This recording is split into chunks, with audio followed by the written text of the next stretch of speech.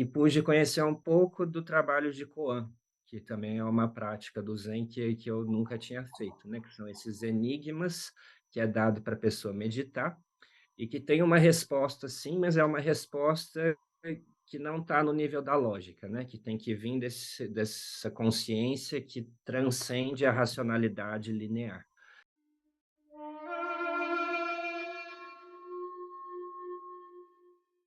Muito bem. Aí você se graduou e você saiu lá do Japão, passou um tempo em Paris, não foi isso? A viagem de volta para o Brasil não foi direta, não. Ele ficou uma semana, não sei, 10 dias em Paris. E aí chegou em São Paulo.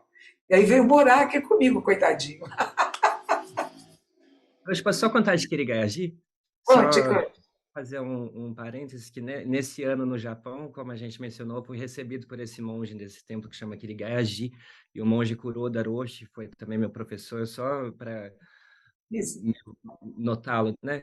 Só Ela fez para... o Dharma Combate lá, esqueci. O seu Dharma Combate foi lá, É, que é, foi que é lá. a confirmação do voto monástico, gente. É, Dharma Combate é isso, é a confirmação dos seus votos. E a comunidade, as pessoas presentes, questionam o monge para ver se ele entendeu mesmo os ensinamentos. Isso foi feito em Kirikaiagi, né? É isso aí. e esse professor foi muito especial, sou muito grato a ele também, e hoje que está fazendo quase 10 anos, que eu vejo, nossa, que pessoa, como ele foi importante. Na época eu não tinha maturidade, eu tinha 22 anos de idade, para reconhecer o efeito que teve a ajuda dele na minha vida. Foi muito lindo, né? E o templo dele era ao lado do crematório de Tóquio. Então era muito trabalho fazendo cremações e a cremação no Japão, o monge é o monge que põe os restos mortais na urna, né? Então tudo isso ele me ensinou como fazer, me mostrou, foi muito bonito, assim, são coisas que se a gente não está no Japão dificilmente vai poder fazer como monge, né? E aí esse professor lá não só organizou toda a minha chegada, a minha ida para lá, quanto me ensinou essas coisas muito da cultura deles, né? Então foi muito rico também. Eu sou muito grato a Kuroda Roshi, está fazendo um ano que ele morreu, né? E ele também era um monge um pouco fora do padrão, né, Roshi? Ele gostava de festa, gostava de reuniões sociais, era muito especial. Então, só para registrar aqui, foi uma pessoa muito especial na vida da senhora também, né? Ah, E, sim, sem dúvida alguma. Um grande apoio para mim. Ele era o irmão mais novo do meu professor de ordenação. Ele que foi me buscar no aeroporto quando eu cheguei ao Japão. Ele me levou até Nagoya e de tempos em tempos ele me chamava no templo dele em Kirigaya para ajudar, não só a fazer faxina, mas a fazer enterros, cerimônias memoriais. E eu aprendi muito com ele. E nós fizemos muitos enterros, muitas cerimônias memoriais juntos. E foi importante, porque quando eu voltei ao Brasil, e fui trabalhar aqui no Templo do Xinji, em São Paulo, lá também, todos os finais de semana tinha 10 cerimônias uhum. memoriais. E muitos enterros também, casamentos, outras bênçãos, mas a principal, que era esse templo de Kirigaya, era para enterros. E ele gostava muito de artistas, né? Ele gostava muito de arte. Então, de vez em quando, ele chamava algum cantor, algum artista de teatro, algum músico, né? Nas liturgias que ele fazia anuais, ele chamava essas pessoas muito conhecidas no Japão para virem participar. Era bem diferente ele mesmo. O templo não era muito grande e ele punha telões enormes para as pessoas ficarem em outras salas e participarem de longe das liturgias. E é o que nós estamos fazendo agora com a pandemia, né? A gente Uhum. coloca as liturgias nas telas. Isso ele já fazia há muitos anos atrás, há 10 anos atrás. E a gente está fazendo agora para o mundo todo. Muito bem. Aí Voltamos ao segui Brasil. viagem. Aí voltei para o Brasil, foi 2014, não, 2015. Né? Aí fui morar, fiquei um ano no templo, né? E o tempo em São Paulo, nossa, também era um privilégio, porque a gente fazia tudo que tem para monge fazer, né? Fazia muito enterro, muito funeral, casamento, a gente fez acho que mais de 100 hoje, juntos, a senhora oficiando e eu como auxiliar, né? Então era uma vida muito intensa também, entrevista, aula, palestra, era uma delícia, né? Aí depois de um ano, eu estava já monjando há 7 anos, eu falei, nossa, agora eu preciso dar uma respirada, né? Aí fui, saí um pouco de vida de templo, eu comecei a trabalhar na minha área, na área de distribuição de filmes. Distribuição é o comércio. O cinema tem três pilares, que é a produção, quem faz, no fim, a exibição, que são as salas de cinema, os veículos como as plataformas como Netflix, e o meio é a distribuição, que é quem vai comprar os filmes de quem produziu e vender para quem vai exibir. E é nessa área onde eu comecei a trabalhar, o comércio de filmes. E aí, causas e condições fizeram eu mudar de país também. Mudei para a França, pouco depois disso, onde eu continuei trabalhando com isso. E aí, lá na França, eu conheci um monge da linhagem de Maizumi Roshi, também ligado àquele, mais ou menos a Kuroda Roshi, esses monges que a gente estava mencionando, né? E chamado Michel Dubois. É um monge francês e ele me recebeu muito bem. Eu não fui morar com ele, não, mas eu me apresentei lá, cheguei lá e comecei a praticar com ele. Ele tem um templo com a esposa, funciona muito bem, uma sanga linda. Não foram para Japão, é outra proposta, mas funciona muito de uma forma muito bonita e muito sincera. E ele já me acolheu e alguém da sanga já trabalhava com um festival de filme também e já mal cheguei já com trabalho lá, graças ao Dharma, né? Com trabalho de cinema. Então, eu acabei ficando lá 4 anos, praticando com esse senhor, e ele tem uma prática um pouco diferente também. Ele faz muito retiros de rua, que é uma coisa do Bernie Glassman, um professor americano dos Zen Makers. É Zen também, mas não é Soto japonês, né? Mas é uma prática bem forte na Europa, tanto de retiro de ruas quanto de trabalhos sociais. No caso dele, ele faz cozinha para pobres, faz alimentação para moradores, pessoas em situação de rua, né? Então, fiquei 4 anos com ele trabalhando na minha área e praticando dessa forma. E depois tirei uns meses para fazer mosteiro de novo, quando veio a pandemia e os trabalhos ficaram mais rarefeitos. Aí primeiro fui para o mosteiro na França, fiquei lá 4 meses. Um mosteiro da linhagem de Deshimaru Roshi, que é um estilo um pouco diferente, e foi bom para eu conhecer dentro do Zen outras ramificações, que eu até então só tinha mantido um estilo de prática. Eles dão muita atenção à forma, fazem tem os gestos que a gente faz, né? Que é assim, eles fazem diferentes, então tem algumas diferenças que foi gostoso de aprender. E aí eu tirei meio ano para ficar moceiro, mas eu gosto tanto que eu falei, não, quero ficar mais, acabei ficando 1 ano e meio e fui para outro templo, que aí é mais ligado à nossa linhagem, né? Que é esse da Holanda, que chama Zen River. E lá, meditação, meditação, meditação intensiva. Tudo que eu não fiz 7 anos atrás no Japão, nesse templo tinha. Então, era um retiro longo de 5 ou 7 dias por mês e um curto de 3 dias todo mês. E um mês por ano, um mês inteiro de retiro. Ou seja, todos os dias, 14 períodos de 30 minutos de meditação em silêncio, todos os dias, por um mês. Então, a experiência intensiva de meditação que eu não tinha tido no Japão, eu tive. Agora, tu saí de lá tem 3 meses. Eu tive nesse ano, nesse templo holandês, né? Era diferente do Japão, menos exigência, mais eu tinha meu quarto próprio, né? Então menos a vida em grupo mais light, misto, homens e mulheres, e também uma coisa de praticar monges e leigos, monjas e leigas juntos, não só monásticos.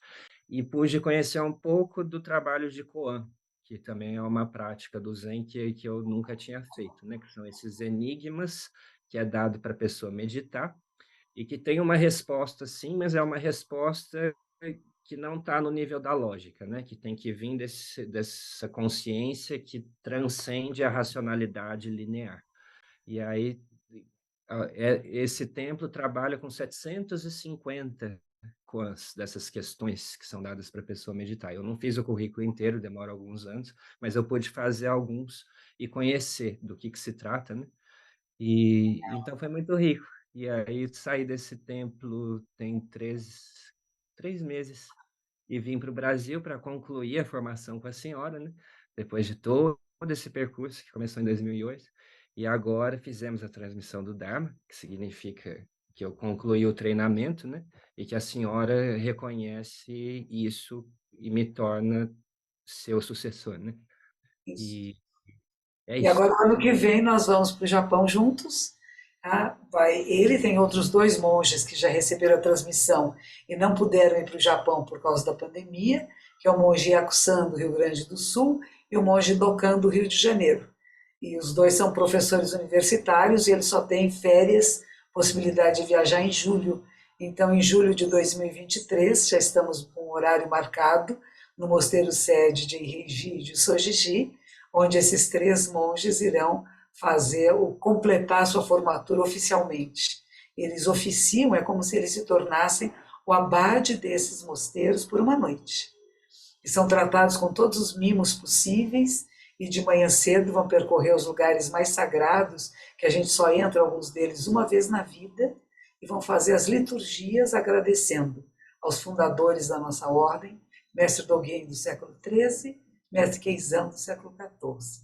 E depois disso, eles voltam para o Brasil.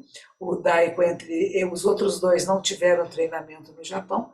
Daiko Sensei é o único que pode ordenar monges. Os outros dois ainda não podem, porque o treinamento deles foi só aqui no Brasil. E como eles são professores universitários, eles não podem abandonar a sua profissão para ir morar no Japão e fazer prática monástica. Por quê? Porque a nossa sanga aqui no Brasil não tem meios de sustentação para monges.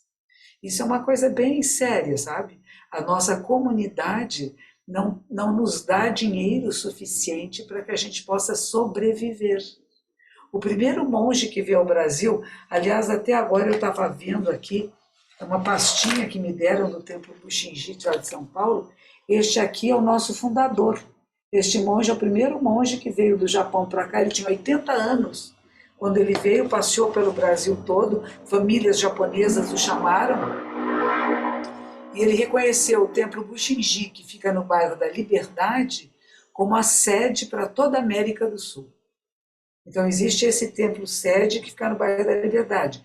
E foi mantido pela colônia japonesa. Quando eles disseram que queriam que ele mandasse um monge para cá, ele chamou a comunidade e disse: vocês vão dar casa, comida, alimentos, lugar para se cobrir, e medicina e remédios, tratamentos, se ele precisar. Se vocês fizerem isso, eu mando um monge. Se vocês não têm condição de fazer isso, primeiro, construir um templo para ele. Segundo, que esse templo tenha condições de manutenção. Vocês vão manter. Não é ele que vai sair pela rua pelo um louco pedindo esmola, entendeu? Então, como essa comunidade se comprometeu a isto, veio o primeiro monge, que foi Ryohan Shingu, depois vieram outros monges. Então, é importante saber isso, que monge vive de doação. E o que acontece aqui nessa minha comunidade, eu escrevo livros, eu faço palestras, nós fazemos cursos, e com isso entra algum dinheiro para pagar o aluguel da casa. Ninguém construiu um templo para mim. Nenhuma comunidade de praticantes brasileiros disseram: vamos nos unir e construir um templo para monja, um templo nosso para ter prática. Não, ninguém pensou nisso. Então, tudo que nós temos agora é um trabalho quase meu e com os meus alunos, meus discípulos, que agora estão se espalhando pelo Brasil. Porque no Brasil a gente não tem esse hábito, como ele falou, no Templo da Yuzan, pessoas, famílias que são membros dessa comunidade há 600 anos, 700 anos, porque o budismo no Brasil não tem nem um século ainda. Então, como é uma coisa muito jovem, não tem essa relação familiar, e as pessoas que vêm praticar no templo, se você pede para eles fazerem doação, acham ruim, querem desconto. Eles não têm noção que a gente precisa de meios financeiros para manter os ensinamentos, para formar monges, né? Para ter condições. Então, aproveitando esse nosso encontro aqui com o Daiko, eu sei que vocês depois podem ver aí, tem um QR Code em algum lugar, vocês podem fazer doações, porque através dos cursos que nós fizemos online, entrou um dinheirinho, e o pessoal reclamava: nossa, que curso caro, para que isto? Para entrar um dinheirinho, compramos um terreno em Campos do Jordão, e agora vamos começar um projeto de obra, que vai custar também um dinheirinho. Então, nós vamos estar produzindo um novo material de cursos online, aproveitando que o Daiko Sensei está aqui no Brasil, vai nos ajudar nesses projetos, fazer os roteiros, fazer a divulgação, ajudar na montagem, no enquadramento, em tudo isso. Nós vamos estar trabalhando bastante o ano que vem, para produzir material novo para as nossas programações online, para vocês se inscreverem e saibam que tudo que vocês dão para nós, que pagam para nós, é a manutenção da nossa vida, de alimentos, de roupa, de remédio, medicamentos, etc., transporte e também para um templo, que será um local onde todos vocês vão poder sentar conosco, com o Daiko Sensei, com o Heishin Sensei, com o Sensei, com todos que vocês já conheceram aqui, que ainda vão conhecer. Essa prática intensiva, que não será só de Zazen, não. É Zazen, é liturgias, estudos do Dharma, trabalhar na cozinha, limpar a privada, tudo faz parte. Não existe uma coisa melhor ou pior que a outra. Tudo faz parte da nossa entrega, do nosso voto de uma vida dedicada aos ensinamentos de Buda. Estou muito feliz que você voltou, que você deu todas essas Eu, voltas no seu processo de amadurecimento como ser humano e como monge, e a sua jornada começa. Ela está sempre começando. Quando a gente termina uma etapa, a etapa seguinte começa. E eu espero que seja de muita luz, de grande luz, como é o seu nome, Daiko, grande luz. E o outro nome dele é Dragão Celestial, o dragão da imensidão. Que assim seja sempre a sua vida. Muito obrigado, obrigada. Ruth. Assim seja, muito obrigado. Acho que a senhora falou uma coisa muito importante, que eu vi na Europa eram pessoas que faziam doações, realmente, assim, 1 milhão de euros para os templos, e o resultado é que eles constroem templos lindíssimos, onde as pessoas podem ir estudar, praticar, fazer retiros com conforto, e todo mundo se beneficia. Então, tem pessoas que têm capacidade que têm dinheiro, né, para fazer isso, e como a senhora falou, às vezes acham ruim, acham que como é monge não precisa de dinheiro, mas para fazer templo tudo isso gasta, né? Então, que nessa caminhada a gente possa encontrar alunos dispostos, devotados e que tragam prosperidade para o Isso, budismo florescer cada vez mais. E o que eu encontrei nessa viagem toda é que o Zen não é só japonês, cada lugar tem sua especificidade, e a questão principal é abrir o coração, a mente, sair do eu, expandir a consciência para uma vida ilimitada, muito maior, muito mais interessante, mais bonita. Então, muito obrigado também pela oportunidade de compartilhar hoje. E nos vemos em breve. que os méritos de nossa prática se estendam a todos os seres, que todos possam despertar. Muito obrigado.